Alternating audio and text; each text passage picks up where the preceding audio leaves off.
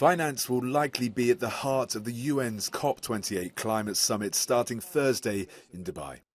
According to economists, around $1 trillion per year is needed to support developing countries in their climate action. One example is Pakistan, a very poor country which was almost completely flooded in 2022.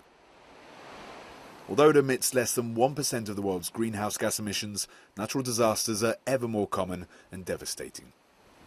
During the climate summit, an agreement could be reached on how much money will go to a new loss and damage fund. It's meant to pay for the expensive consequences of extreme weather events.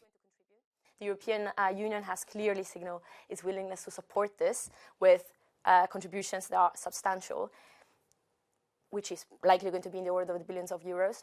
On the other hand, the US instead is, by the voice of John Kerry, has also announced contributions of millions of dollars, which is a very different scale of magnitude. And still open is the question of, will countries that were considered developing in 1992, like Saudi Arabia and China, will they contribute or not? The European Parliament will send a 12-member delegation to COP28, and socialist members are already defending the high money contributions needed as a show of global solidarity.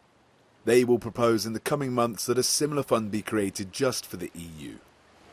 We need to help people adapt to the new situation. We need to help farmers so that they can continue grow crops that are much more resistant and resilient when it comes to climate change. Because at the end of the day, if we help the vulnerable communities, we create support for the European Green Deal, and that is something we all benefit from.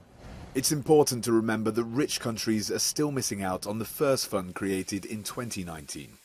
The UN's Green Climate Fund should have collected $100 billion every year to help developing countries to invest in the transition to clean energy systems. The centre-right EPP group's COP28 delegate says that this should be achieved as soon as possible. In the end of the day, we have to acknowledge the fact that the European Union is indeed doing its best for climate transition. But if we don't do it along with the US, China, India, we cannot mitigate climate change. Thousands of politicians and scientific advisors at COP28 are expected to issue recommendations on a new framework for international climate finance, as well as a definitive roadmap on how to implement them.